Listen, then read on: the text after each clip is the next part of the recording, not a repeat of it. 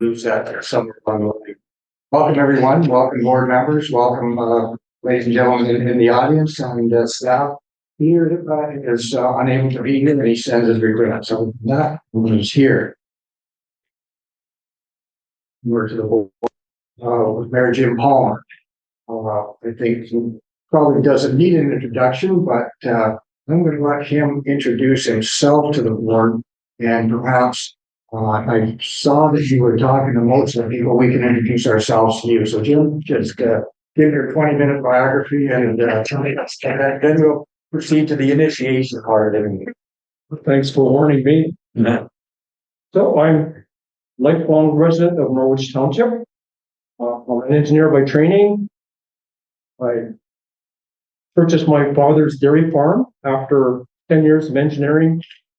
After 15 years of dairy farming, I sold the cows and became a cash crop farmer. Always been interested in politics. That's why I know one person down the road here. I got out of that when I became mayor. It's not really good to favor one over the other. You have to be fair.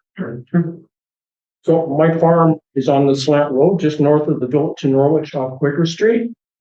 My northern field, the water goes across the dam in Teeterville. My southern part goes across the dam in Otterville. So I'm sort of on the continental divide of Oxford County. Thanks for that. There's nothing significant. Board members, if you could just introduce yourselves, and just a reminder, this meeting is being videoed and will appear on YouTube at a later date. It's probably a good idea to use the microphones because that aids in the YouTube question. So maybe we can start right at actually we'll start with the vice chairman and go around the board ring. Thank you, Mr. Chair. Dave Harris of Tilsonburg. Oxford County is represented by Southwest Oxford, Norwich Township, and Tilsonburg. We're appointed by Oxford County, but Tilsonburg represents. Welcome. Thank you, David. I'm Jessica King, and I'm the Marketing and Social Media Associate for Lone Point Region Conservation Committee. Chris Passion, I'm counselor in Norfolk County. Been a board member for 6 years back in the 90s when we were in the Hay Creek office with Victoria McClellan. Sat around this table for 10 years as a director on the Black Marketing Board, and now I'm back starting my second year, returnee to the board. And Jim, I'm Tom Shelley. I'm the council representative from Norfolk County to the board. It's my second term here. And I just want to mention to the board when I saw Jim's name on the email that we're now going to have Jim Palmer on our board. I know at least our pitching will improve because we were baseball fans.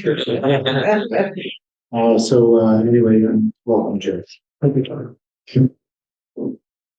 Welcome, Jim. I'm Shelley-Ann Bentley, Mayor of Haldeman County. This is my second year sitting on Long Point Conservation Authority and learning lots on this board, and really nice to have you, Sue, sir. Thank you. Thank you, Shelley. Jim, welcome. I'm Rainey Weisler. I'm Deputy Mayor for Municipality of Bayeux. This is an absolute honor to be here, so welcome. I'm Doug Brunton from Norfolk County. I represent the town of Simcoe, Ward 5, and welcome. Good. Thank you, Doug. Hi, Jim. Welcome. I'm Stu Patterson. I'm County Haldeman, and this is my second term. Welcome, Jim. Mike Columbus here, and been a counselor for 39 years. Married from the Ministry of Agriculture, included as a new crop development specialist. Been 33 years there. Welcome. Saifur Rahman. I'm the manager of engineering and infrastructure for Long Point Region Conservation Authority. Welcome, I'm Leanne Mockey. I'm the manager of watershed services here at Long Point Regional Conservation Authority. Welcome, Jim. Aaron Leduc, manager of corporate services, so finance, administration, and accounting. Welcome. Hi, Jim. Judy Maxwell, general manager with Long Point Regional Conservation Authority. Hi, Jim. Dan McLaughlin, executive assistant at LPRCA. Jim, we know each other from a while back. Every time I drive to Norwich, we down the slant road and I try to wave at you, but you, next time you're gonna have to wave back. So you can see, we are a good group. We give you a warm welcome and we're happy to have you as our newest member. And, next time we see John, again, thank him for what he did for the, time he was here. Thank you.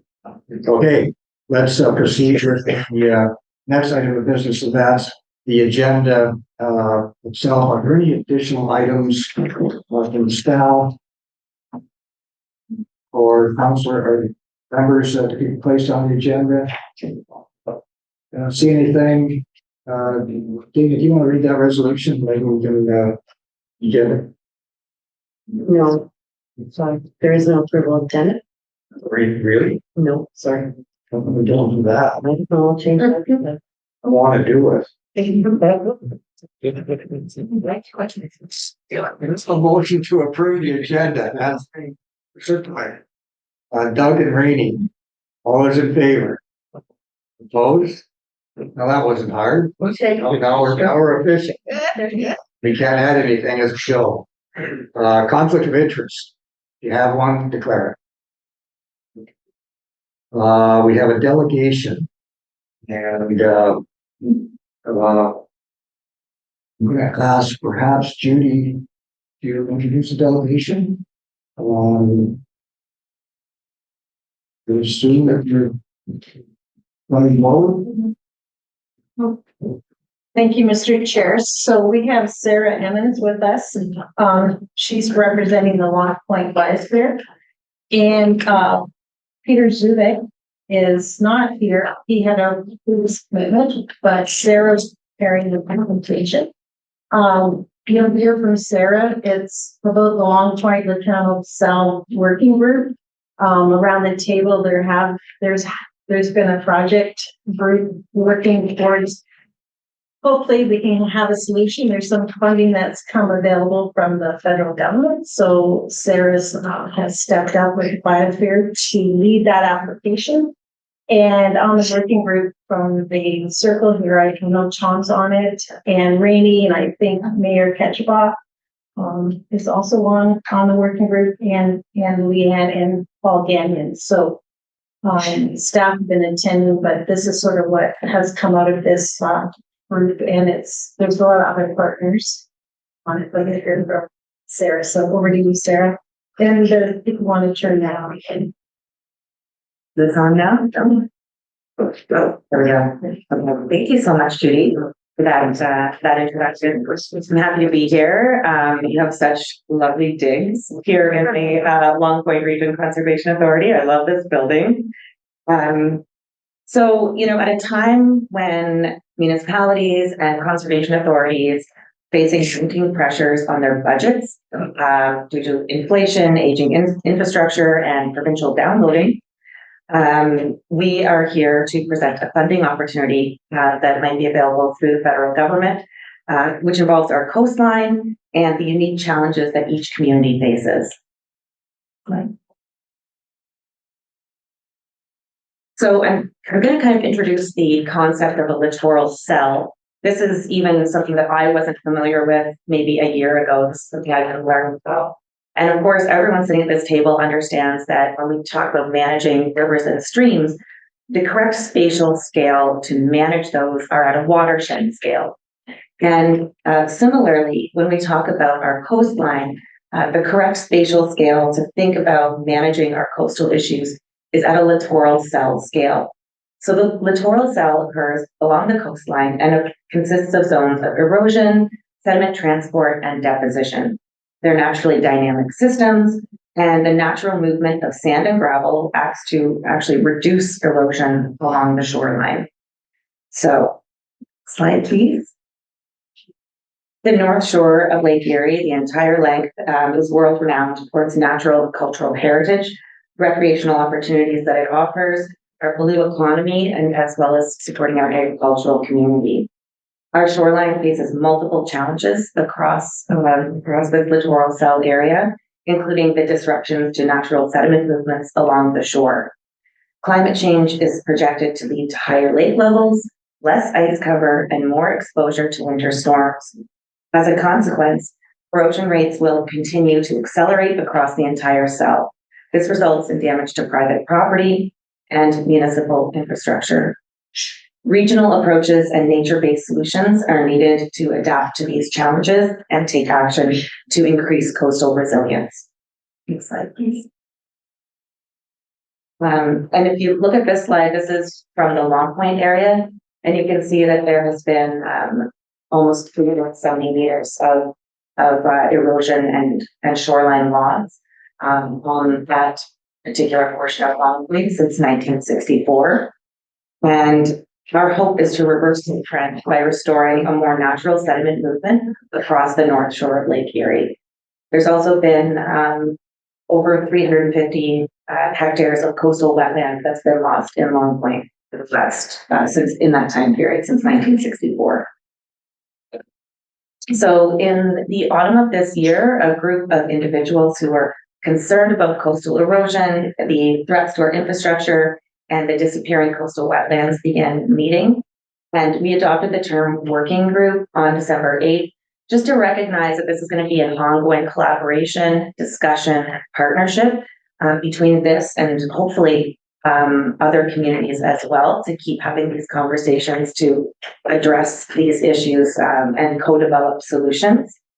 So this kind of came about too because it was inspired by discussion by individuals in the conservation community. We had kind of heard that there might be this funding that came available and through the federal government in order to address coastal resilience and the health of the Great Lakes. So other communities, there's been actually another funding availability that came in November, and other communities along the North Shore of Lake Erie have already applied for that one. It was Natural Resources Canada that released that. So places like Essex and Quinkeely and Rondo, and also the Lake St. Clair region put in applications for similar, again, targeted at coastal resilience, but similar funding to that we will be targeting. Slide, please. So on December 15th, funding was released by Environment Canada and Environment and Climate Change Canada, and it specifically targets the ecosystem health of Canadian freshwater areas. The funding specifically aims to focus on local level actions that protect and restore critically important coastal areas.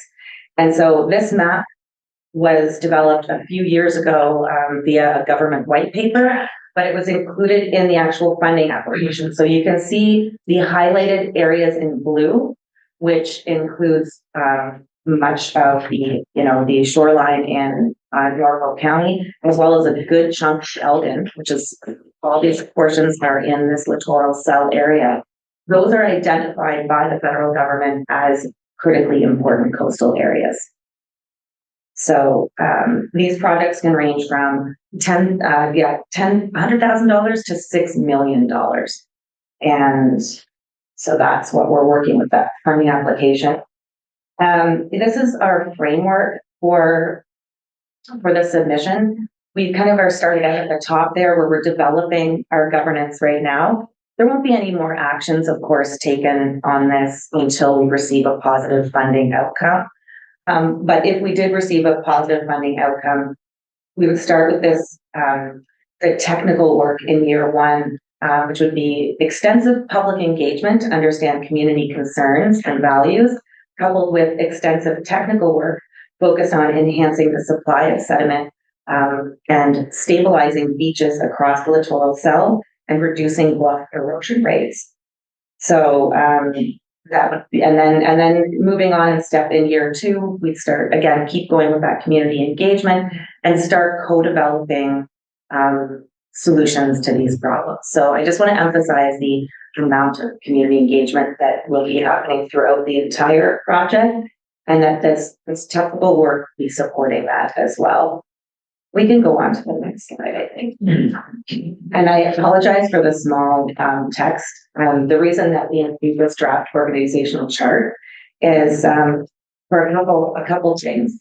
At the top, we have this littoral cell working group, and we've already started to form that, but of course we've now received a positive funding result. So this is a partial working group, and that will kind of evolve if we receive positive funding results.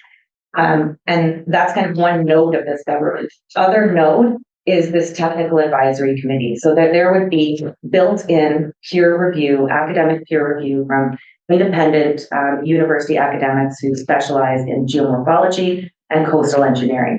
So there would be built-in peer review to this project. The other kind of node of this governance structure is the public node, and that's also a critical inclusion to this project. So we have a public advisory committee that's part of this project, and again, the public advisory committee, the technical advisory committee, and the working group they will be co-developing these projects. So I just want to emphasize that the public and the peer review are important parts of this project. And so what is the scope of this project right now? So the first scope is community engagement, which is the critical part of co-developing solutions on these coastal issues. And that involves a wide variety of stakeholders from across the entire cell. We want to make sure that each region has representatives, including private landowners who would represent their own concerns. Again, that year one, there will be a vulnerability assessment and technical work to develop a sediment budget for determining what does the sediment transport across the littoral cell look like right now, and how do we predict that that's going to change in the future. That's, I think, going to be an asset to municipalities so that they can better understand the risks to their roads and infrastructure and possibly use that in their asset management plans in the future. Another one of the actions that will take place is on the ground in community projects with voluntary voluntary landowners or municipalities who want to participate. The stabilization of beaches and dunes using nature-based solutions is part of this boots on the ground portion of the project. That's one of the actions. And then the other action will be involving assessing the littoral barriers. So what is preventing that natural sediment transport across the littoral cell? And some of that is our harbor infrastructure. So technical work looking at modeling sediment transport on those harbor infrastructures. And there's the potential, the other action item is a pilot dredging project. So Pete has already budgeted this out and looked at these boats that can, basically suck up sand where we don't want to have it, potentially in one of our harbors or in another area where we, it's actually causing a problem for us, this sand, and dewater it, transport it to a beach area or an area where we feel needs more sand to stabilize and place it over there. So that's going to be a pilot project. And then any kind of assessment of changes to infrastructure, just due to the nature of having to kind of really develop the solid engineering for those projects and making sure there's community engagement, consultation, that those would not be accomplished in these 4 years, but could be potentially planned for to address anything of over infrastructure. So we are requesting letters of support from partners. We have been asking for in-kind staff support. Certainly, the LPRCA has been very helpful in providing technical expertise. So far, we would really love for that to continue if we do have a positive funding outcome. And we have been asking for cash from the municipalities, only those that are in the littoral cell. So, Haldeman don't need to worry about us coming with hands out. And we also understand that that's not always possible, given that, again, the aforementioned provincial downloading and other pressures that are happening to our municipal partners. So, we're here asking for a letter of support and in-kind staff support from the LPRCA if we do receive a positive funding outcome. And just to kind of finish off, I would say that I really would love lots and lots of questions. I find that in the cases where we're able to really start having a good conversation going, that's when people really start understanding the project, and we also kind of get feedback from when we're developing this funding application. So please ask lots of questions and have a conversation.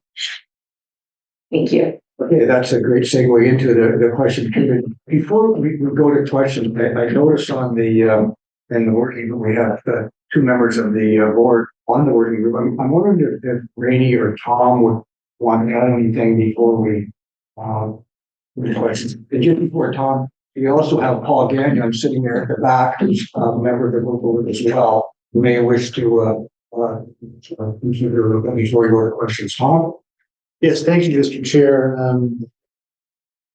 I would say probably at the outset, being a Norfolk councillor for Ward 1, which includes Long Point, one of the things that I have honestly become very much aware of and quite a student of is that the current approach that's being taken to avoid erosion and shoreline deterioration is just not working. Individual property owners, trying to defend their own individual property, one person at a time, has not been effective enough. I don't see how it can be effective in the future. And so what I'm really happy about, or at least encouraged by, about this littoral cell project is it is a big picture and one singular approach to this problem, which, in my belief and from talking with Sarah and Peter Zuzek and other members of the littoral cell working group, I really think this has a very, very good chance of success. And as Sarah has said, obviously contingent on a positive funding outcome. But I do think that this is a very worthwhile project, and I would urge the board when it comes to that time to support the letter of support and kind staff. Louis, do you have any? Yeah, sure. Yeah, thank you through you, Mr. Chair. I mirror those comments. Thank you very much. I think Port Burwell is in a very unique situation at this time, just because of the jetty that's mentioned in the report. And I think maybe for clarification, we can have a discussion about that, because I don't believe that's within the scope of this application. And clearly it would be significantly more money than what we're looking at applying for here. For us, I think it would be a very good identifier as to some of the challenges that we're facing, in addition to, keeping in mind that we do have municipal infrastructure down there. Our wastewater plant is down in Port Burwell, so we have to be very mindful of that moving forward as well. So there is obviously some concern. However, I see this as an opportunity to gather some information and to look at a long-term plan to attack part of the issue that's going on down, this sediment issue that we have. So, but I welcome Sarah's feedback on that, because I know we have had some significant concerns with, just with misunderstanding the actual scope of what we're looking for. And I do have a couple of questions. Is it now a good time, or should I Just hang on. I want to see if Paul has any something he wants to mention before we go to Paul, you're on the room as well. Mr. Chairman, Speak loud and clear. I agree with both board members, and there's no question, based on, you look at the 1955 era photos and the present day era photos, there's a huge amount of sediment being trapped through that littoral zone at Port Burwell, and that sediment is essentially starting off. So there's no question that something is there. Now, Randy, if you have some questions.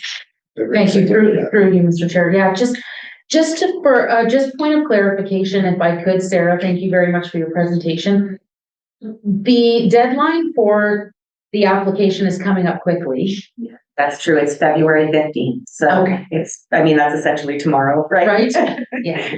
Thank you. And just to clarify, do we have a projection time frame of when we would find out if we were successful in in the process. In our conversations with ECCC, Environment and Climate Change Canada, they said potentially, June-ish.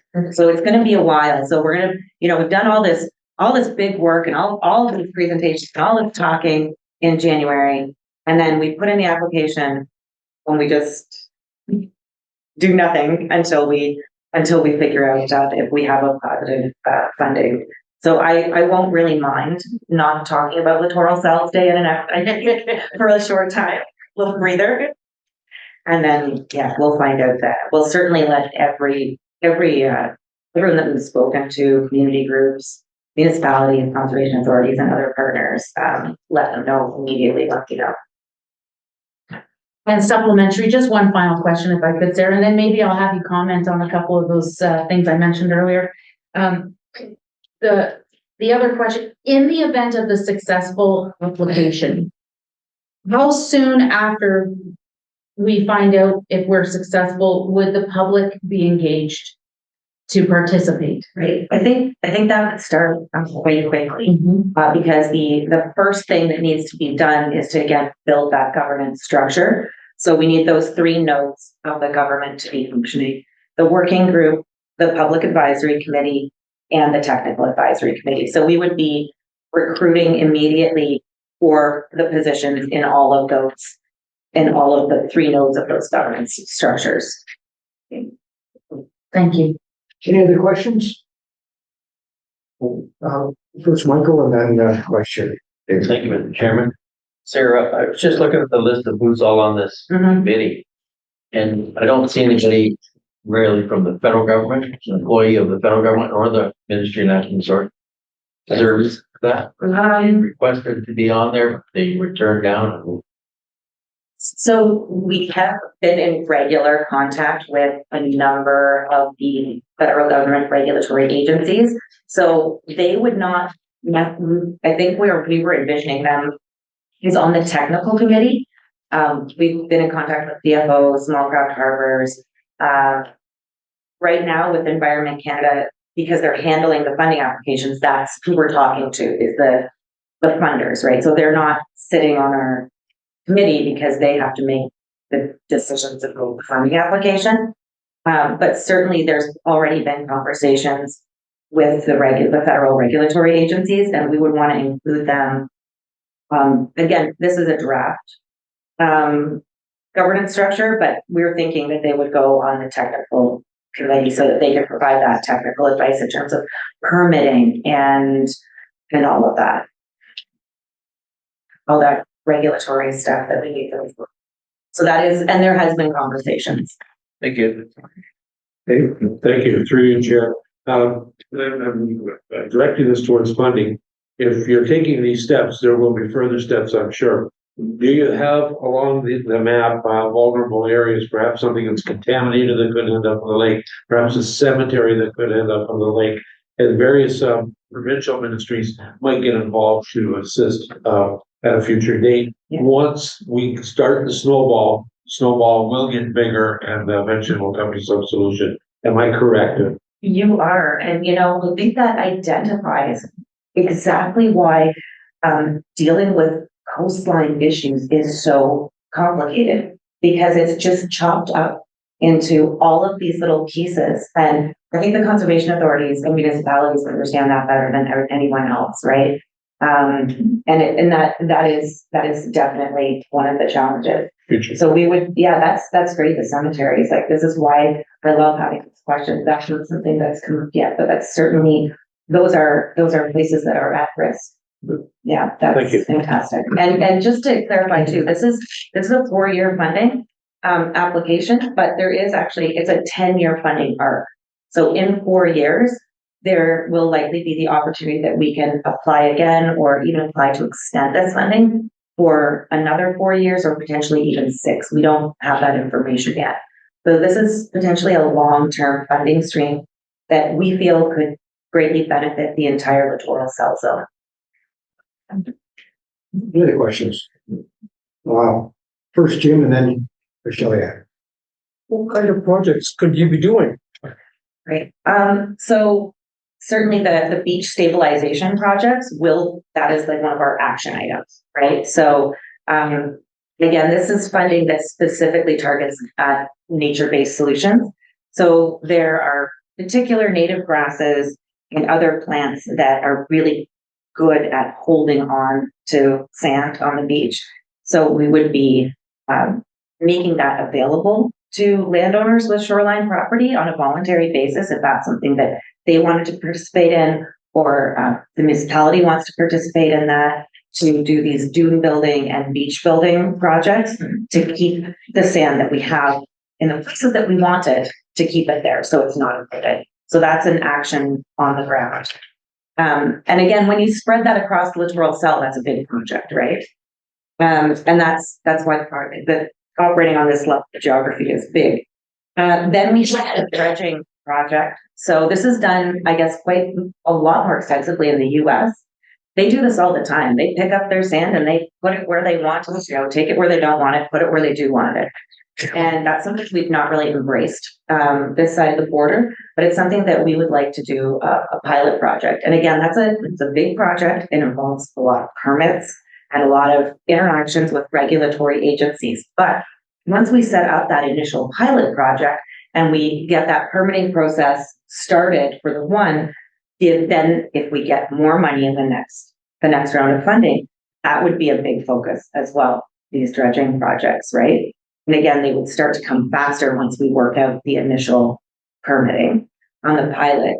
And in terms of harbor infrastructure, that's going to depend on the technical work. So we've mentioned Burwell a couple of times, and certainly, that is, that jetty is a littoral barrier. We also feel that it very likely contributes to the sedimentation in the harbor, which is a problem for you there, right? Yeah. So but there's other littoral barriers, right? Not necessarily even harbors. And so it's a matter of doing the technical work first and the modeling to assess what those barriers are, and then having conversations with the technical experts and the community as to what potentially happened in those areas. So it's been suggested that there could be, shortening of jetties or a modification of infrastructure in some way. But there's no way that we could engage in any project without having a solid foundation of technical support. And again, input from our municipal partners in the community. Thank you, Sarah. Jillian. Just wondered if you looked outside of these boundaries at all. Is there any other issues of erosion between like Port Rowan and Port Dover? There sure is. Yeah.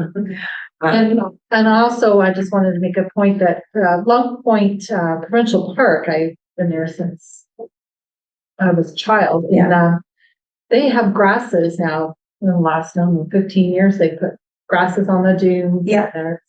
The kids can't go up there to play. And yeah.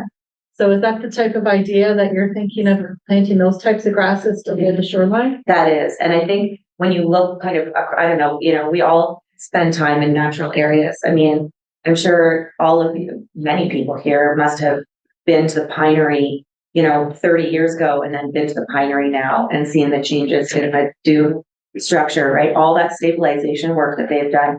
And it's great. You can just walk over. They have the boardwalks, right? That you can walk over and go up the stairs. Your access is not impeded, but that park has radically changed.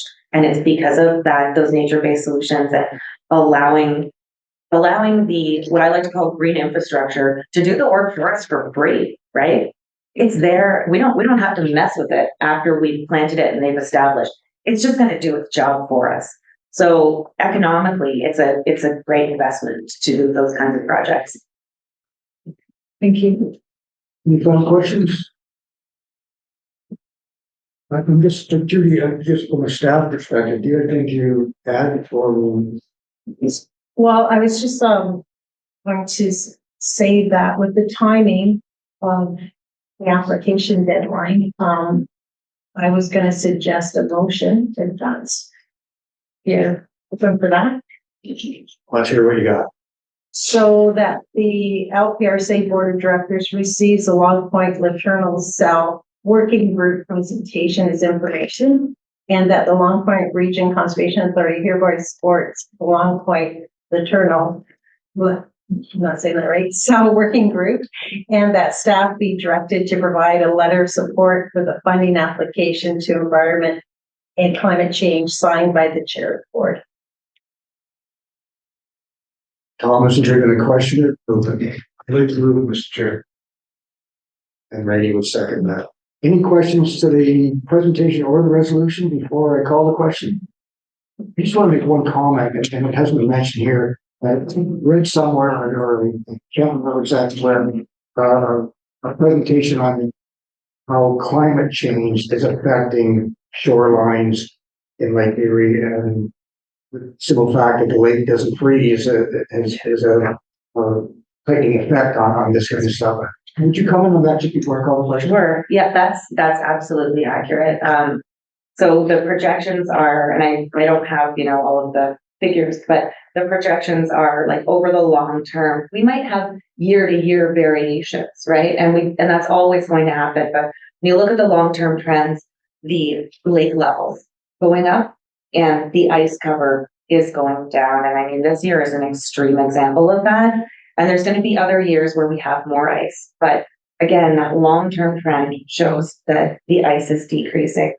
And so you don't have protection from the ice anymore that would prevent all of that wave action from hitting the bluffs and anywhere else that's vulnerable to erosion. So it's just getting slammed by these winter waves and winter winds. And we all know in this area how vicious those winter storms can be. Wow, last year Christmas, that was something. So, and that, there's other factors too, in terms of like the rising temperatures. You don't have that slope stabilization on the tops of, fields and grasslands on the tops of the bluff either. That's not like set in ice. Look at, today's weather. You're getting a lot of melt and a lot of runoff in the past like week and a half. And again, that kind of destabilizes those bluffs, right? We have all this water coming down. So Okay. Sounds like you read the same article I did. All those in favor? Opposed? That motion is carried. Well, and you can connect with staff to appropriate letters. Thank you for having me. Okay, let's move on to the next item of business. That's the minutes of the previous meeting. They're circulating, and Dana's going to read the motion, I think. That the minutes of the LPRCA Board of Directors meeting held January 3rd, 2024 be adopted as circulated. Someone like to move that? Rainey moves it, seconder. Mike, any errors or omissions to the minutes? Any questions? All those in favor? Opposed? Motion carried. Minutes are adopted. No business arising from the minutes. There's no committee minutes. I take this to correspondence, and we have the letter from Oxford introducing Jim to us, and Jim's introduction of himself is a lot better than this, but we'll have a motion to receive the correspondence. That the correspondence outlined in the Board of Directors agenda of February 7th, 2024 be received as information. That's moved by Stu, seconded by Tom. All those in favor?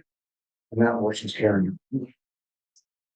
Okay, now we go to Leanne with the section 28 permits.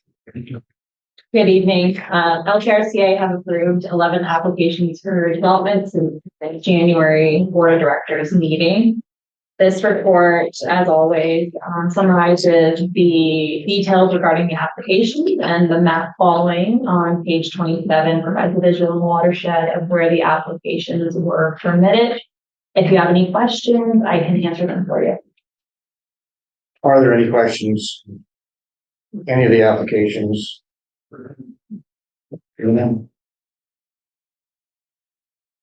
That the LPRCA Board of Directors received the section 28 regulations approved permits report dated February 7th, 2024 as information.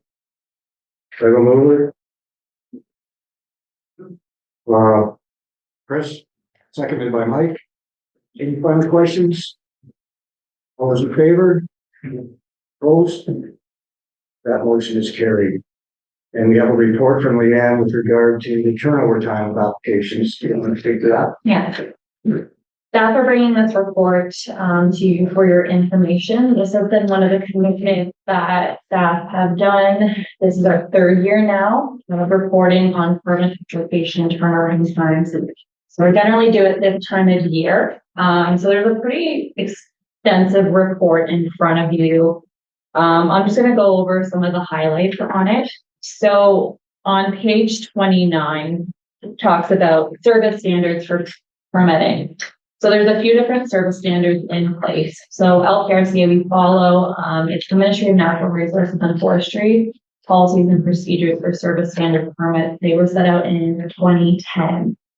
In 2015, staff updated the target service standards to achieve quicker turnaround times and decisions to try and improve customer service. As you can see, M&R's service standard for the decision for a major application is 90 days. So that's 3 full months. And back in 2015, staff believed that 30 days would be a good target to let people know about turnaround times and their decision for approval or recommendation to a hearing.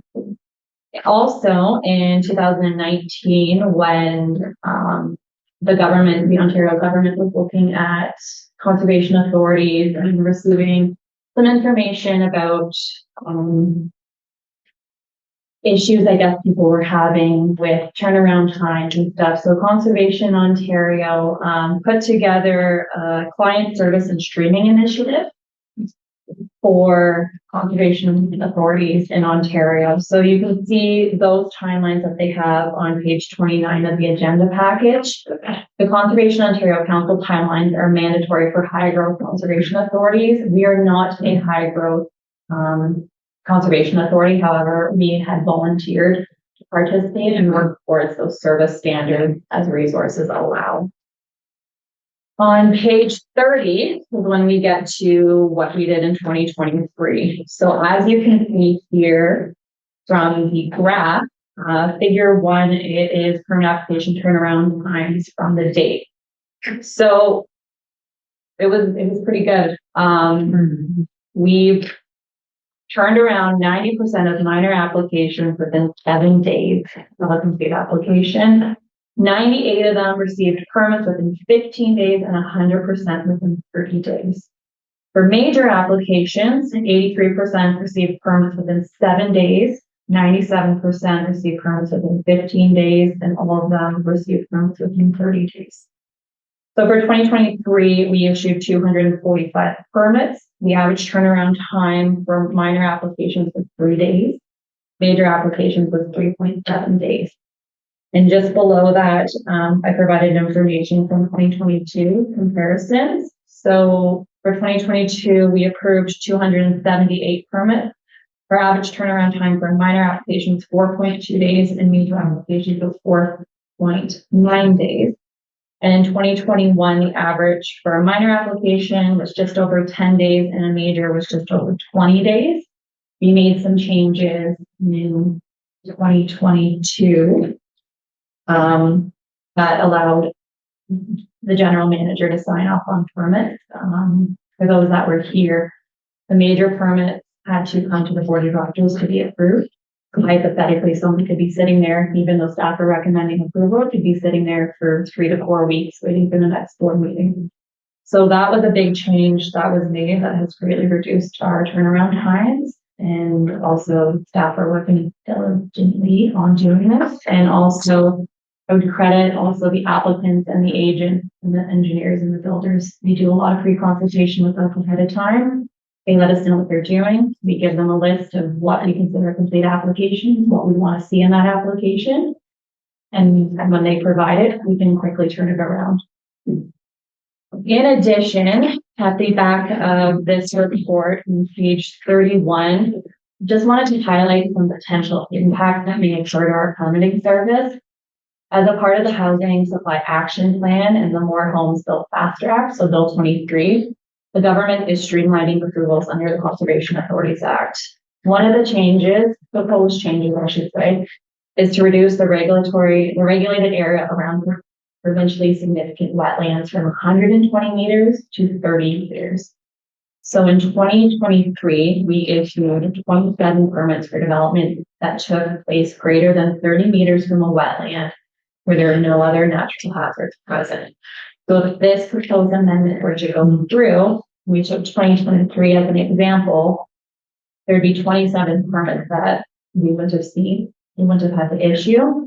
And there is a cost associated with that. So the sum of the permit fees for those 27 applications was just under $11,000. So if this change proceeds, we can expect potentially the number of permits and the revenue associated to increase. Another change that is proposed is a provision that would provide the ability to exempt development authorized under the Planning Act from requiring a permit from the Conservation Authorities Act. This has kind of been sitting around for a little bit. I haven't heard any more details of what applications those could impact or any other details. Just wanted to bring that to the board's attention. And again, that might be something that would reduce the number of permits. My thoughts, those would probably be some special cases. I don't think that would be, I don't think they would apply that to a lot of finance applications. I think those would probably be some stuff along with that. If you have approval under a certain process in the Planning Act, you're exempt from the Conservation Authorities Act. So anyways, this application has been, or this report has been provided for your information. And if there's any question, we can answer them for you. Thanks for that. That's a very extensive report. I was wondering, if it took you long to complete one sub-state was did that report. You don't have to answer that. Rainey has a better question. Did someone else have their hand up? Go ahead, Rainey. I don't have a question. Thank you through you, Mr. Chair. Just, I'm pretty sure you answered it, but I'm just gonna ask you again. In regards to the comparison and the significant changes, that is mostly related to the internal approval of the applications as opposed to coming to the board. And to follow up on that, just to confirm, there was no, you had no staffing changes or increase in staffing in order to accommodate the shorter timeframes? Through the chair. So when we did the analysis of the turnaround times back in 2021, I'm just trying to remember. There was a number of items that we identified that could aid in.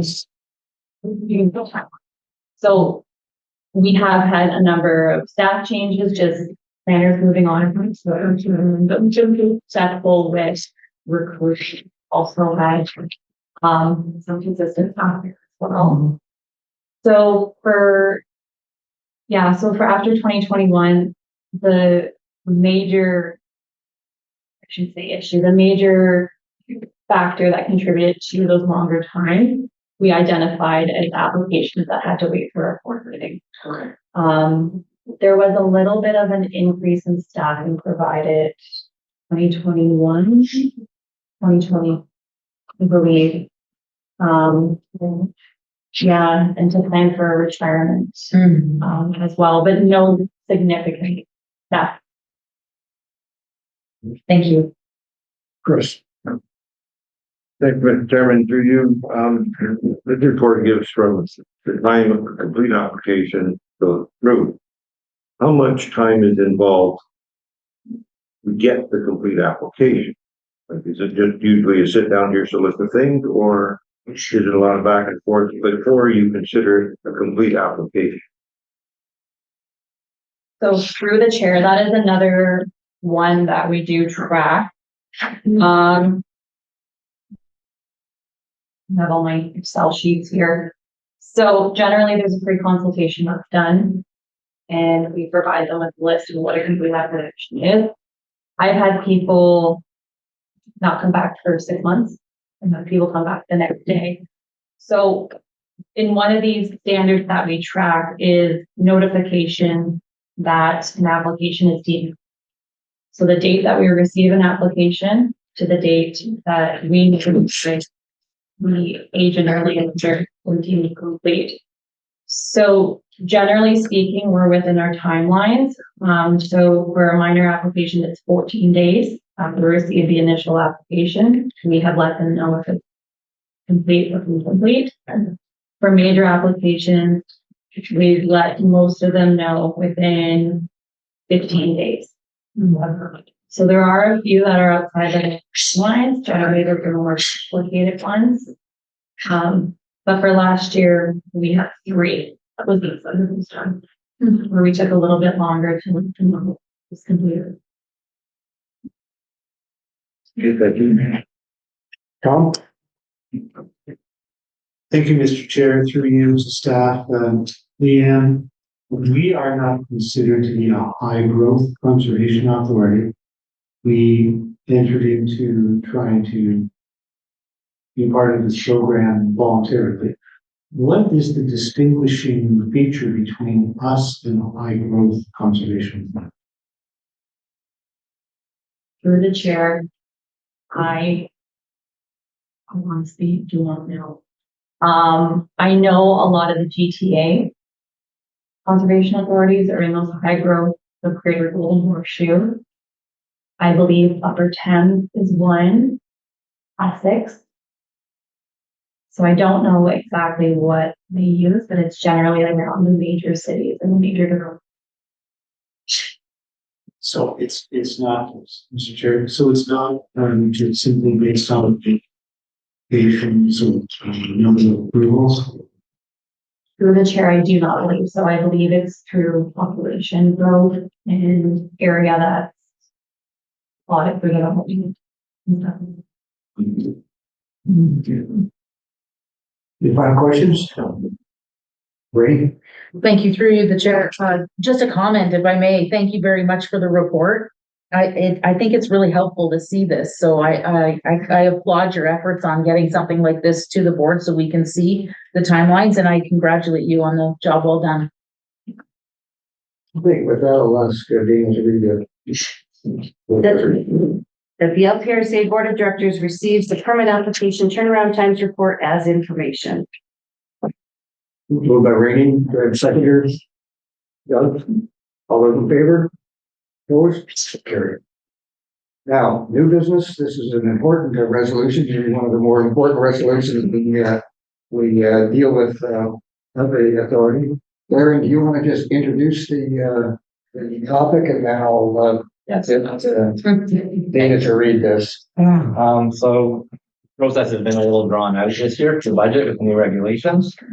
But as reported to the board in January at the January meeting, the authority did not receive any feedback from our municipal partners regarding the 2024 draft budget.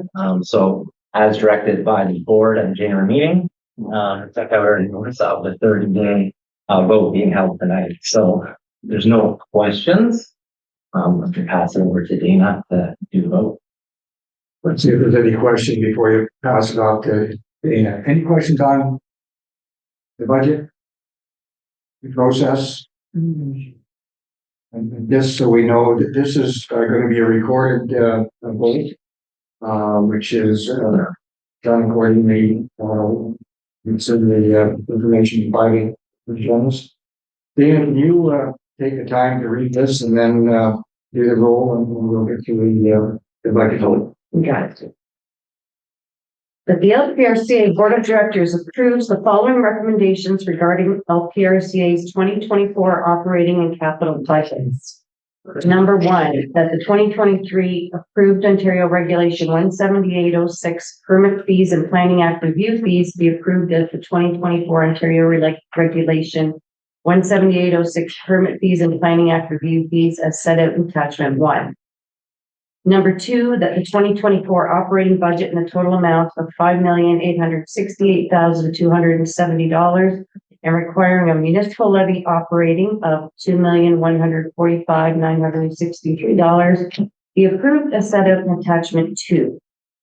Number 3, that the 2024 capital budget in the total amount of $696,340 requiring a general municipal levy capital of $188,940 and a municipal special levy capital of $60,000 for Norfolk County be approved as set out in attachment 3.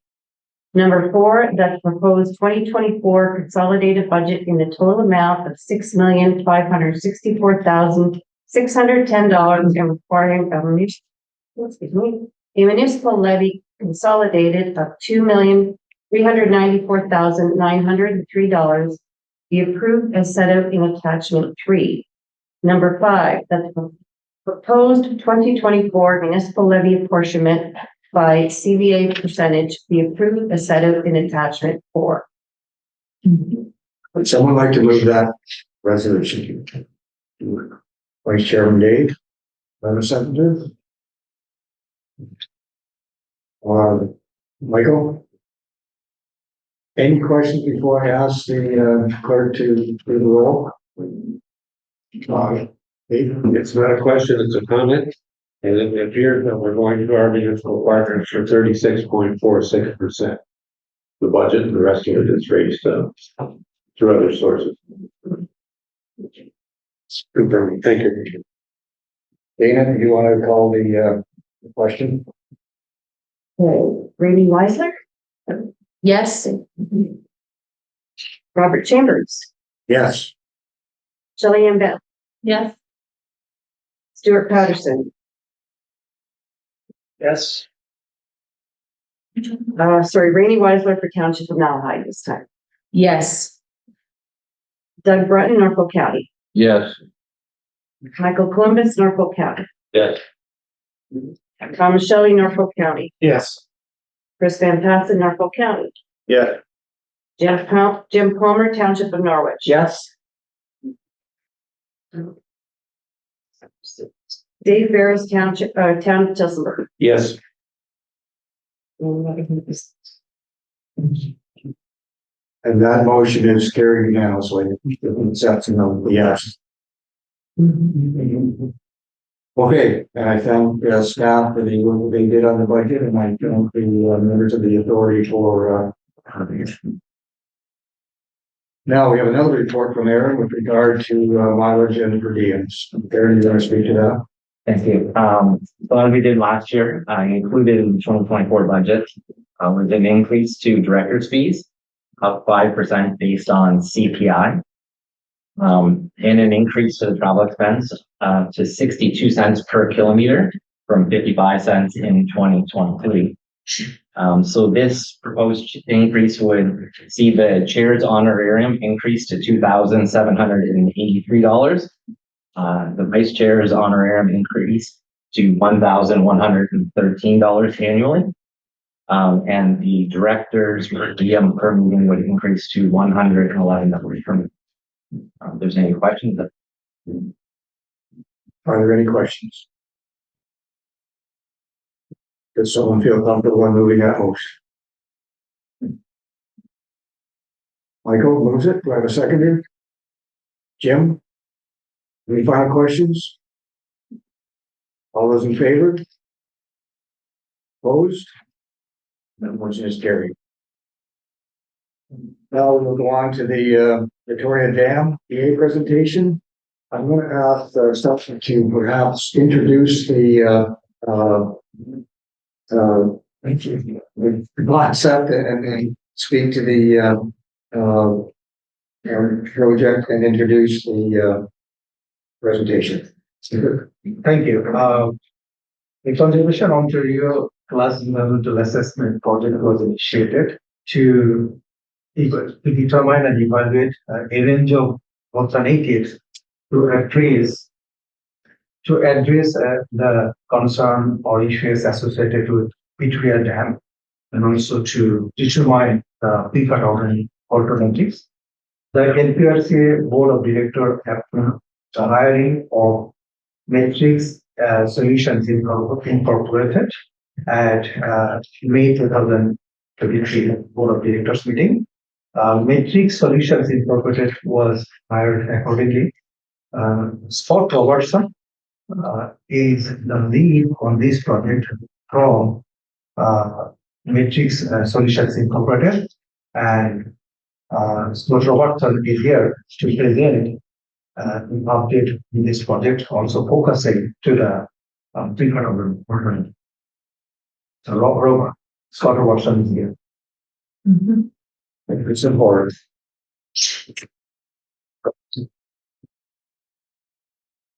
We can sort of the information is here every day. I've got a number of slides, so let's go over it. Thank you, sure you, Mr. Chair, and thank you for having me today. Is that microphone on? Towards you, you turn it on? Yeah. How about now? Thank you.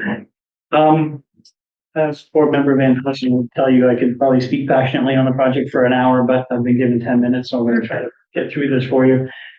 This is the Victoria Dam Class Environmental Assessment, so we'll jump right in to orient everyone. We're sort of south central to the LPRCA's watershed.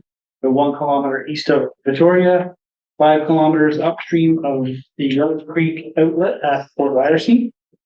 Young Creek is a beautiful cold water, well-known, renowned angling opportunity, especially downstream of the dam.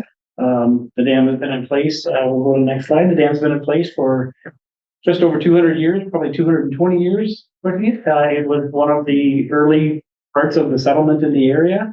It's not this dam. A dam and a reservoir have been in there in some form for the majority of that time. This dam was built by your predecessors, the Big Creek Region Conservation Authority, in 1964, so it's 57 years old. The dam itself is owned and operated by Long Point Conservation. The road atop the dam, which is the only vehicular access to residential properties and other farm properties to the south and southeast of the dam, is owned by the county. So it's not a unique situation, but it is one that comes with its own sort of considerations in how to manage.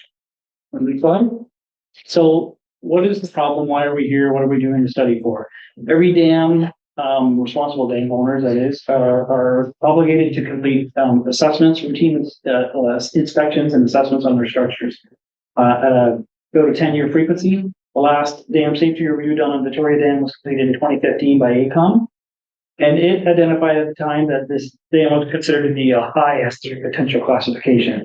How those classifications are developed, the function of what would be the worst case that would happen, or what are the incremental effects that would happen if that dam were to fail on the downstream side. So if the dam were that, what's that difference?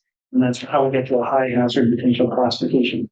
This dam was considered high because of the environmental impacts that could happen if the dam were to ever fail, and all of that sediment that's brewed in that head pond over the last 60 years, 200 years were to wash down and flush through this beautiful spawning habitat. There is a risk to life and property through Fort Rydersea as well, and I think the DSR concluded that there could be up to 7 fatalities if that dam were to let go in a very quick fashion. So because of that, it's a high hazard potential classification.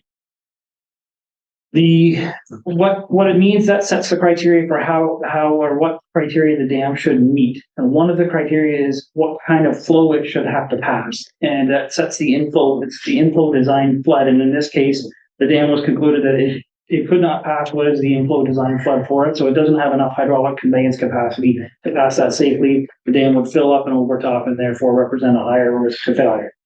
It's also got some structural issues. There's some seepage on the south earthen embankment where the old mill race used to come through. I'm not sure how it was backfilled or constructed back in the day, but even in July, you could stand out there and stand on squishy ground. Water coming through an earthen dam structure is not what you want to see. It doesn't lend itself to structural stability.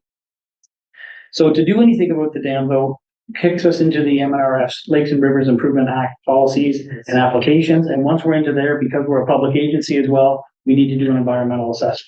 And because we're a conservation authority, we fall under the Conservation Ontario class environmental assessment process for flood remediation projects, which brings us here. So next slide. This is just a quick flow chart of the process, but the main steps are listed on your left. What you do is we basically characterize and understand the environment, and this is to speak to how we're going to go about addressing the problem statement. I've got environment in quotes here because the tendency might be to think natural environment only, but it's also the social economic environment, the cultural environment, the technical and regulatory environments. It's all the broad definition of environment that we need to consider when we're looking at alternative solutions. We define those alternative solutions, we evaluate them. Importantly, the step 3, we engage the public and stakeholders in an open and transparent process. You're probably familiar with the municipal class EA process where you go to at least a public information center and everybody has a chance to review the information and comment on it. The Conservation Ontario class is a little more robust in terms of the engagement, and we created and have held what's called a community liaison committee. So this is engaging local property owners, NGO groups, counselors, the county, the study team from LPRCA, Matrix, and our sub-consultants as well. We've had 2 meetings with them. They've been very open, collaborative, very good engagement, I thought, and generally supportive of where we ended up with, which is to define a preferred alternative, which is what we'll present to you today. Once we've gone through this sort of acceptance at the board level and at the county level of the approach taken and the preferred alternative, we follow through with steps 5 and 6, which is to further design and submit a final EA report.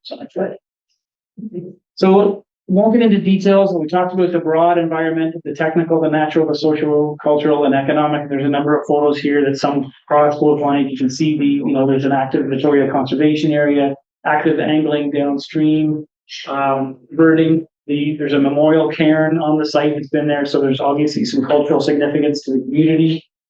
There's a bucket of swamp up on the top center. That's the sediment that's been accumulated in the pond over the many years. You can see the concrete falling on the upstream wing wall. There's an erosion slope downstream. So all of these things come into place of what are the negative or positive effects that the dam is having now, and what are the negative and positive effects that some of the solutions might offer. So we'll go to the next slide. And we'll start banging through the few solutions. We looked at 7. There's a 5 here with 2 sub-solutions on each of them that I'll get to. The do nothing might seem silly. It's a mandatory alternative that you have to investigate as part of the class environmental assessment. It sort of sets the baseline for comparison against all of the other something alternatives. The do nothing does have some positive points in that there's no capital outlay to do nothing, but it obviously doesn't address the problem statement because you're still left with hydraulic conveyance capacity restrictions, stability issues, that sort of thing. Alternative 2 is a repair and reconstruct of the existing dam. If the dam were to have some significant benefits or to be deemed culturally significant or otherwise want to be kept, this is what you would have to do. You'd have to physically go in there, add conveyance capacity to it, whether it was through putting up the flow control structure or creating an emergency spillway. And stabilizing it, you might have to excavate and rebuild the dam where it's seeping through in order to build some stability in. It's a bit labor intensive, and it does come with quite a significant capital cost, as well as the long-term operating cost of still owning and operating a dam.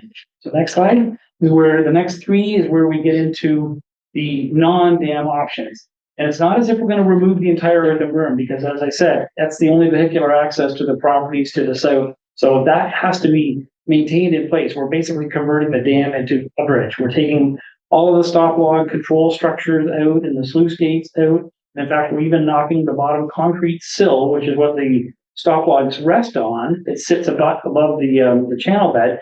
We knock that down and reconnect the stream through upstream and downstream. So we would reconnect the species and the spawning and everything else up and downstream. There's 2 sub-alternatives here that we've labeled A and B.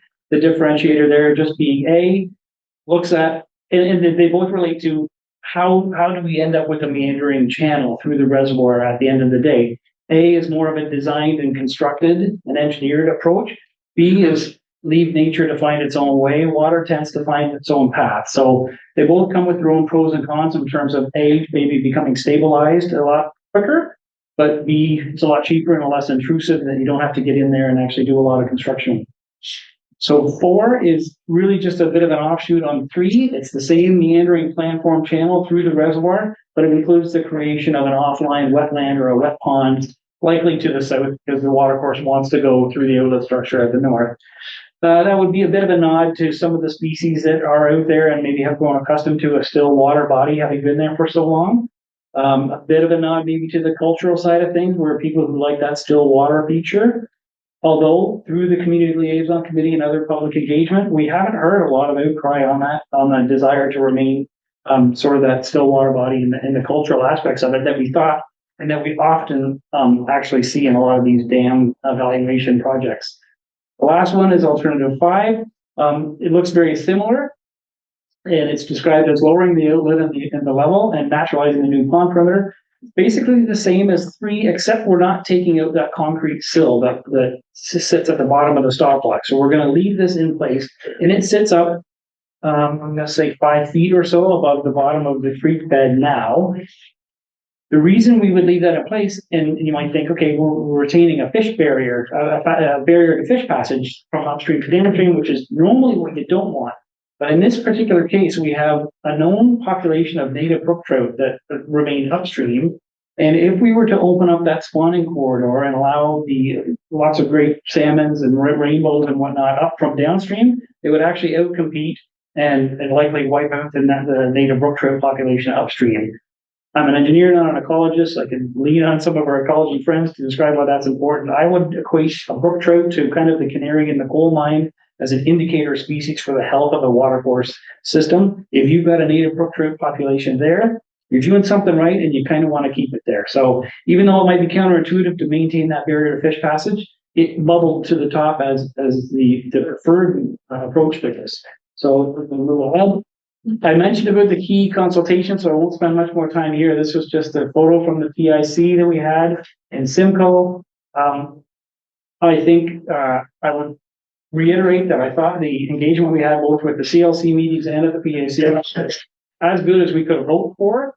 They certainly pushed us a little bit. Some members of the CLC came in with maybe an agenda in their mind that they wanted to retain a dam. But once we walked through all of the characterization and the pros and the cons of the various approaches, we left with, I basically think, everybody on side. In terms of First Nations engagement, we've tried, we reached out to all 3, the Mississaugas of the Credit First Nation and both the elected and traditional band councils of the Six Nation. We haven't had them actively involved in the projects. Mississaugas or Six Nations expressed an interest in being just copied on all of the materials, which is great. I can't speak for why they haven't been engaged. I know they're frightfully busy with many, many development applications, and perhaps this is not one that is of particular concern because it's probably going to end up as a benefit to the same thing that they're fighting for. So next slide. This is how we evaluated the alternatives. I've taken what was a very complex, large table and summarized it down into those 4 basic groups of environmental definition, the technical, the natural, the social cultural, and the economic. And I think the key thing to take away from here, if you're a numbers person, the numbers speak for themselves. If maybe you're not a numbers person, the colors mean red is less preferred, green is more preferred, and sort of evaluate these across 30 different questions, and we evaluate each against each other, and it bubbles up to this summary. And the takeaways here are that alternative 5 is basically the preferred on almost every category that we looked at, and also that it is significantly preferred. So even if you were to just come in and we could have a debate over the relative scoring of some or more of these questions, I'm comfortable that with a 10%, call it lead over the second place preferred alternative, alternative 5 is far and away the preferred. So we'll talk a little bit more about alternative 5. You've seen the picture. What it involves in terms of operationally, how it would be implemented is envisioned as a very, very slow drawdown. So there's the sediment that's been built up in that reservoir over these many years. What we don't want is it all of a sudden become mobilized and flush down through the system and wreck the spawning habitat downstream. So the idea is by taking the logs out very slow, very, very slowly. There's only 11 logs in there now, maybe 3.3 meters of head. To take them over 2 to 3 years is a very slow process, but it draws it down and allows that sediment layer to self-stabilize. It'll do it in 2 ways. One, it dries up, so it just becomes a little more stable, but also, in my experience, these tend to be loaded with native seed banks and also nutrients from the upstream agricultural watershed. So they effectively self-populate. I've got a little slide presentation if we wanted to have time, but where we've done this, and there's a time-lapse sort of step through, and you see these things actually self-populate within 6 months to a year, depending on when you do the drawdown. And just that vegetation, much like you were talking about with the littoral cells, the vegetation, the roots come in and they self-stabilize that sediment. So that's a huge benefit to this particular approach. We want to fill the spillway area downstream of the dam in order to stop those jumping fish, they need a little bit of a takeoff, a pool to dive down into to do their jumps to get up over that sill. We want to limit the ability for particularly the rainbows of doing that jump. So we literally filled the downstream pool area with some stones so they didn't have a pool to jump out of. And the rest of it is really just monitor and stabilize. Some of this is gonna be what we call an adaptive management approach, because we don't know if it's gonna, bloom up with vegetation right away, and whether or not that's necessarily gonna be the vegetation we want. Phragmites are all around, and we need to keep an eye on those. We wanna tamp that down as fast as we can. Monitor the stability of the stream and the banks, and get in there and do any fixes that we might need to. So, but the great thing there is that it can be done largely at a staff level or a volunteer level. So second to last slide here, again, just some advantages and disadvantages. One highlight is often a concern for particularly the municipalities. It is the lowest cost alternative. We don't have an absolute number, but we know of the 7 approaches, this would represent the lowest cost, because we're literally pulling some stop logs out, putting some stone in the spillway, some erosion sediment control during construction, but it's fairly straightforward. It resolves the problem. It eliminates the fact that you own a dam now. The dams come with long-term operating and maintenance costs, whether it's inspections, whether it's 10-year renewal dam safety reviews, hazard potential classifications. These are all ongoing costs that go away if the dam isn't there. It does increase creek habitat upstream, but it does maintain that barrier to fish passage, which can be an advantage or a disadvantage depending on your perspective. But in this case, the argument is that it is an advantage. There is a disadvantage that it has the risk of impacting adjacent shallow groundwater wells. So this is, if there has been a pond in place there for the better part of 200 years, and residents have built up along Mill Pond Road to the north, there's six or seven residents along there. If they're sitting on a shallow well system, that pond water could have artificially maintained a higher groundwater table than would have otherwise been there.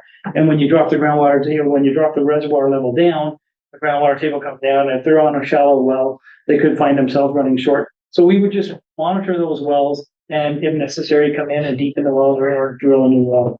It's a relatively low cost, and it's called a mitigatable impact. There's nothing that we see in this alternative that is non-mitigatable. Without dragging this out even further, I go to the next slide and just talk about next steps. We're before the county, the council and committee next week.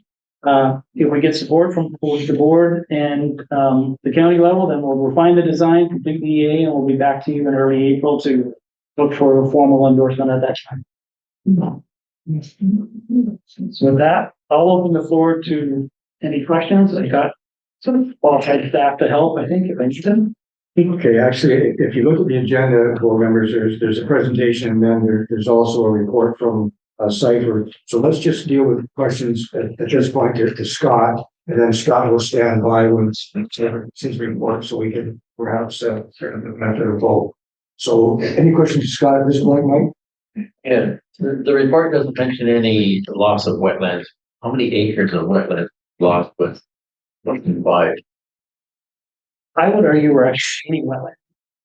It depends on how you define wetland, but we're going to gain all of that riparian wetland. It might not have standing water on top of it, but the water that drains down, that will all be native wetland type vegetation after that. So if you want, we would lose water, standing water, but you're not really losing wetland.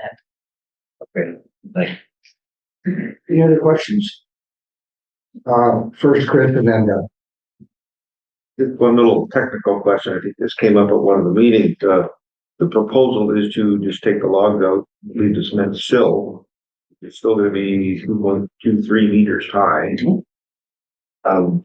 Does that still constitute being a dam? It is under whose rules? Where the MNR rules? Right. So the MNR would be the one that defines whether or not that remains a dam. We were to have had a meeting with them this afternoon. I would have been able to have that definite answer for you. My experience is that I'm hoping not. I've done a public safety around dam assessment, and my recollection was 6 or 7 feet, and it would be where they classify it as a dam. So we're right in that zone. But what's going to happen here? The conceptual figure showed a little bit of a standing water body left in front of the gates. It's just going to continue to sediment in over time. So what's going to happen is we're going to have a creek that comes down, and it's got to spill over that sill. So I don't think you're going to be left with 6 or 7 feet above on the upstream side of the sill, and we're going to backfill the downstream. Well, if I could, Mr. Chairman, the question is more important. Does LPRCA if we follow the thing, still own a dam? Or does Norfolk County now own a bridge? So I think we do need to figure that one out, not immediately today, but for the long-term discussion, we need that answer from M&R, what their definition of a dam is. Yes, we do. And the meeting that was to have happened today is now happening on Friday. So we will know it soon. Doug, you got a question? Yeah, thank you, Mr. Chairman. My concern is with the well monitoring. And that could be a long process, like based on what you said about the time frame for monitoring, lowering the logs in the dam. So we're gonna be a before and after monitoring. And I don't know how many wells would be in that area.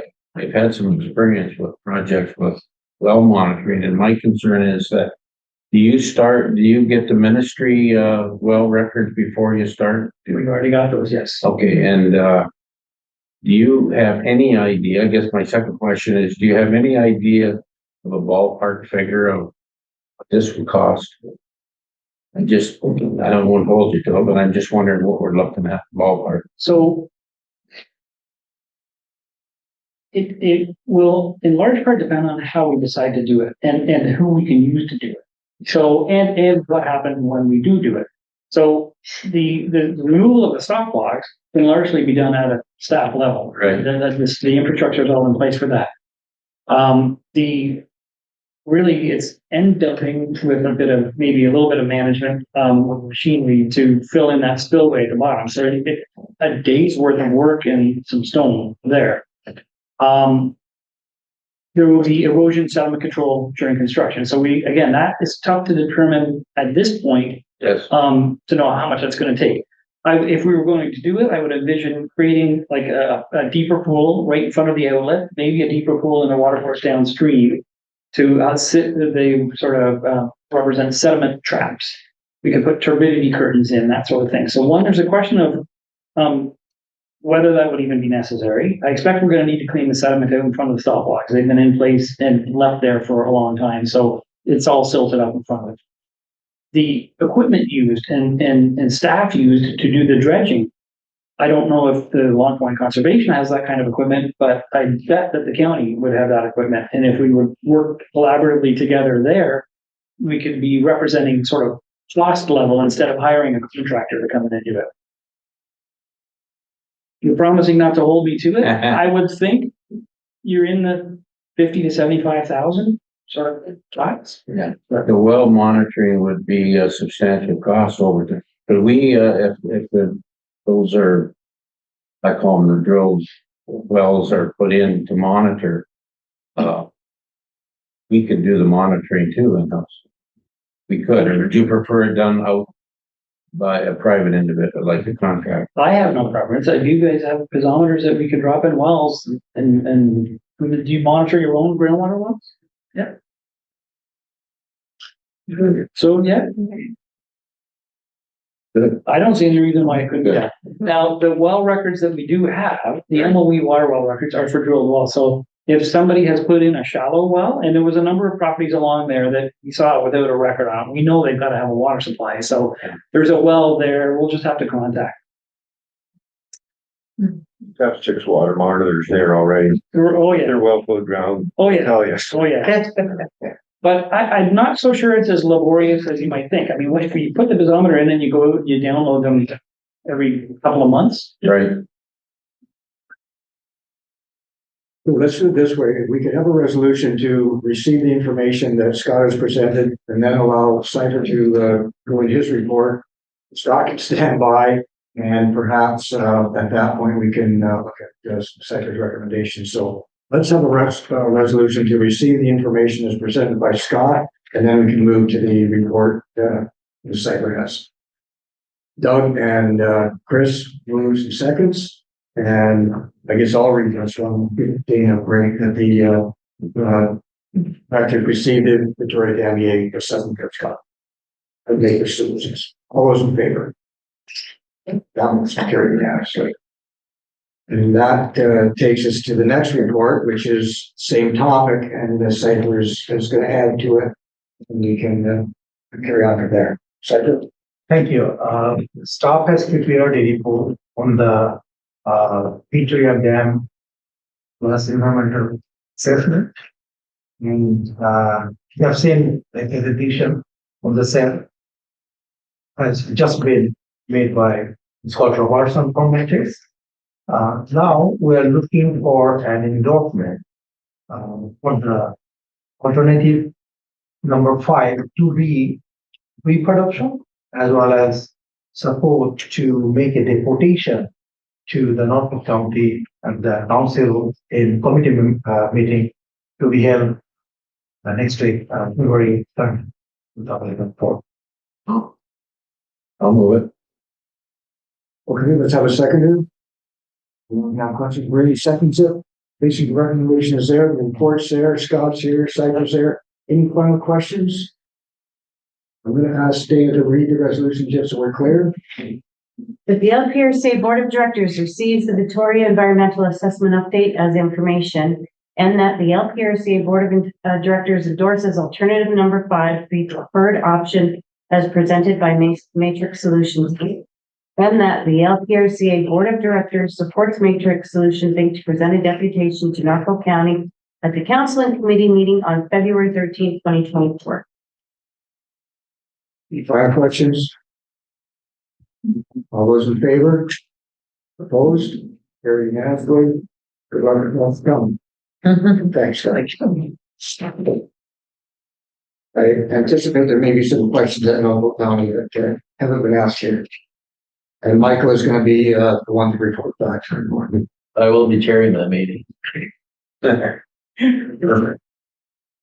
Judy, you have your report.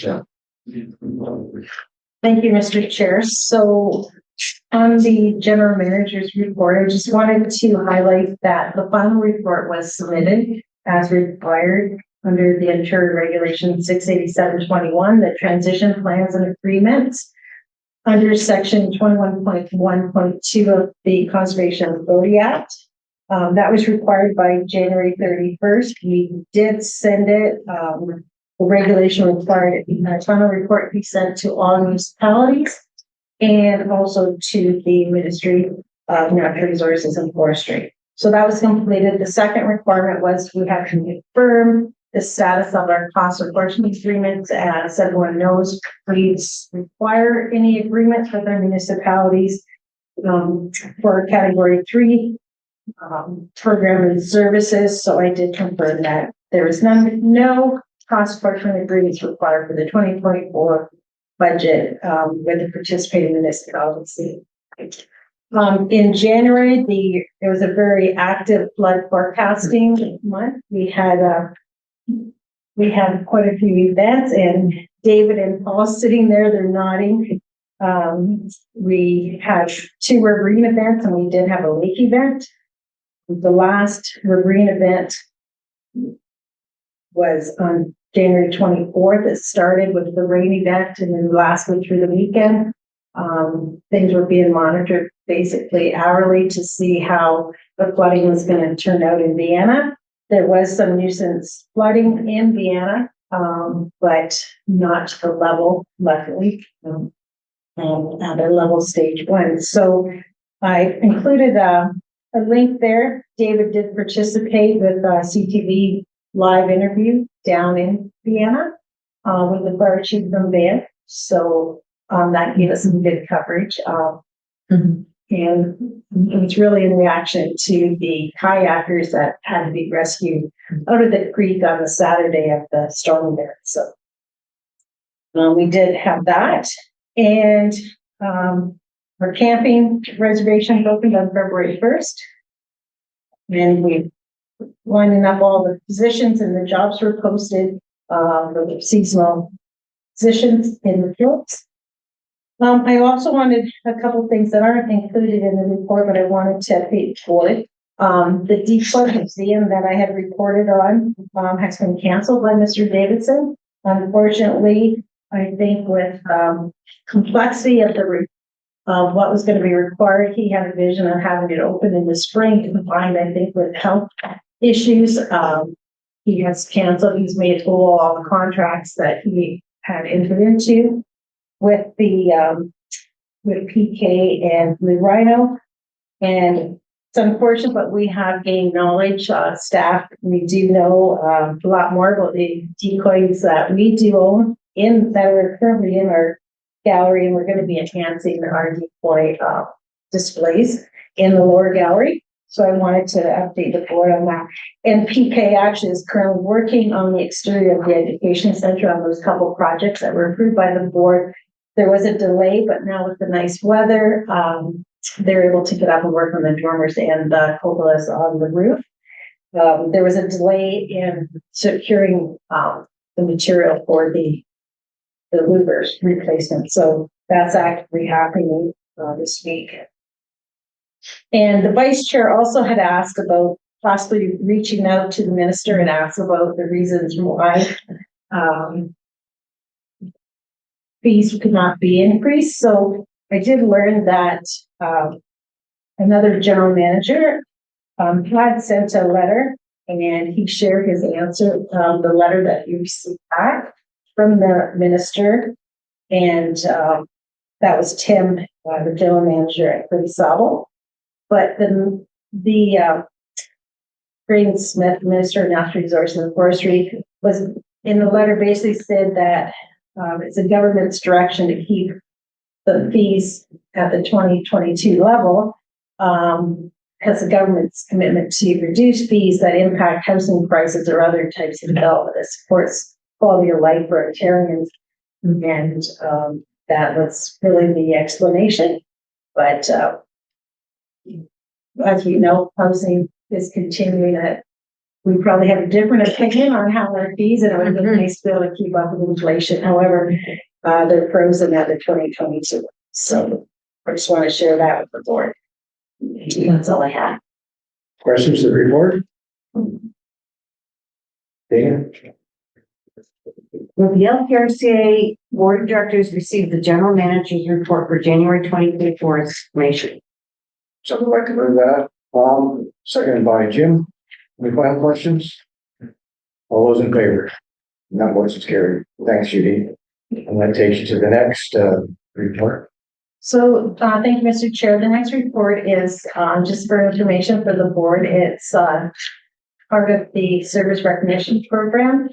And we do have some individuals on the board and staff that are reaching 2 milestones, the 5-year service award. And you can see the list there. We have Tom and Stu and Peter, Aaron, Chris Reinhardt, Evan Forbes, and Rebecca Dancy have achieved the 5-year service award. And for 15 years, we have Debbie Bain, a supervisor of forestry, and Barry Norman, who works over the workshop on a seasonal basis. So we'll be recognizing them formally at the AGM on March 1st. 5 years was passed. Right? That's soon. Yes. Fair and case. Okay, we look forward to that at our annual meeting. You want to close the resolution? That the LPRCA Board of Directors receives a service recognition report as information. Moved by Rainey, seconded by Mike. All those in favor? That motion is carried. And we look forward to March 1st for that recognition. Next, the tree order confirmation call is coming rapidly to the phone. It's going to present his report. Thank you, Mr. Chairman. Each year, staff from LPRCA purchase seedlings from local nurseries based on demand and quality of stock. This year, we're proposing to purchase up to 40,000 seedlings at an average cost of $1.40 to an overall cost of $56,000. We're purchasing them from Somerville Nurseries, which is an approved nursery from the 50 million program, Forest Ontario. They actually provide 3 nurseries with 50% upfront, 50 cents upfront per seedling to grow the stock. And we also have special permission to purchase from St. William's Nursery. The reason why that is it's a local nursery, it supports local industry, and they have good quality stock. Anyone have any questions? Any questions? How long does it take to plant 40,000 trees? Mr. Chairman, it depends on how good the contractors are. Larger sites are a lot faster, and we do actually have proposed a lot of row planting sites this year, windbreaks, block plantings, and they usually go a lot. Many years ago, the chairman of the board drove the tractor when they planted the windbreaks on my farm. So if you need a tractor driver, just let me know. Mr. Chairman, And those cedars now are higher than this road. Mr. Chairman, was that for? Yeah, I think he stopped planting for us when he reached 1 million seasons. Wow. Get a lot of those good guy.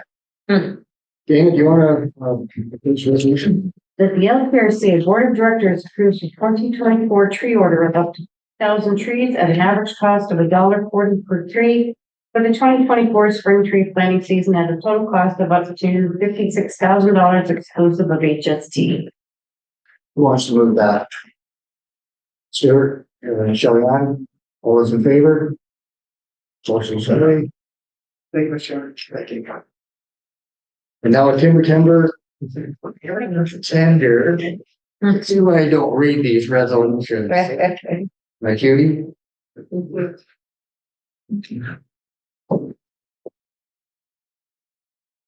So in front of the board, the report, we had a timber tender closed. And we had 2 people bid on a property, the Purple Searles Braehead Tract, which is, I guess that would be west of Vanessa. And you can see the 2 bids that we received from Townsend Lumber of $191,227. And other one was from Leonard Pilkey for $161,940. Staff is recommending acceptance of the bid from Townsend Lumber. And with that closed in early January, and with this one, we have achieved our target of, exceeded our target slightly in the revenues if you accept the bid from Townsend Lumber, and we'll be at $314,902 with the 2 timber tenders. And it's for a property size of 114 acres. Any questions, Judy, about the timber tender? Someone moved it, or actually, let's hear the resolution. I'm not gonna say timber tender too many more times. That the LPRCA Board of Directors accepts the tender submitted by Townsend Lumber to Mark Stanley Timber at the Proper Searles Greathead Tract, LP 35524 for a total tender price of $191,227. Moved by Chris, seconded by Jim. Any questions on the timber tender? All those in favor? Motion carried. Okay, we're just set to go into the closed session. Before we do that, I'm gonna ask the vice chairman. He had the opportunity to attend Roma. He visited the Western Ontario. Ooh, I wondered if you could just give us an update on it. And at the Roma Convention at the booth, we have a new, I believe in her second year, general manager of conservation of Ontario, and her name escapes me. Angela Coleman. Angela Coleman, lovely lady. She was very pleased that I approached her, and I did take the opportunity, and I hope the board doesn't mind, of inviting her to our AGM. She said she was going to try. She said to be in this part of Ontario, she would like to visit more than one conservation authority in that particular day, but she's going to move her best to attend here. So she really appreciated the invitation, and she would like to see this part of what we do. And she praised Long Point Conservation Authority for what they do, their board and their managers for being very proactive for the authorities across Ontario. So we look forward to her being here. If not at the AGM next month, she will be here. Thank you. Did everyone get the handout from Conservation Ontario? Did we do get the little card, they're like a little gold pass as the conservation authority areas, conservation areas, and, please take advantage of them. They're, people that allows them to do a lot of interesting conservation areas throughout the province. I've been to about 30 or 40, I've lost track, and, it's because of that little card there, that, so use them. Now, we're gonna go into closed session. The LPRCA Board of Directors does now enter a closed meeting to discuss personal matters about an identifiable individual, including employees of the authority. Moved by Rainey, seconded by Doug. All those in favor? Motion's carried. Okay, we're recording and we've just risen from the closed session and we are back in open session. Just to basically announce the next meeting date, March 1st, which is our annual general meeting. Please invite your counterparts at your municipal councils to attend. And We'll be sending out, Jessica's sending an invitation out by the end of the week. okay, the invitations will go out for the municipality that has the most representatives here. We'll get the chairman's prize. So try to get as many people out to the annual meeting as we can. It's always nice to have a room full to showcase what we do to our constituent municipalities. And I'm looking forward to it. I'm sure staff is as well. We do have a guest speaker lined up, I think. Yes, we have Emily DeCloe, who was a Leighton and Betty Brown scholarship recipient in 2009. She currently works for the MNRFs. So we reached out to, well, actually, Jessica reached out to some of the recipients asking if who would be interested in coming and share their journey, their career journey and how the scholarship kind of helped kickstart. So we've taken that angle for our guest speaker this year. So. Okay. Any questions at the annual meeting? The recipients for the long service awards are just a formal attire. Let's receive your awards, so keep that up there. Don't be a change in the future. Okay, anything for the good of the authority before I declare it adjourned? This meeting is adjourned. Thanks for your.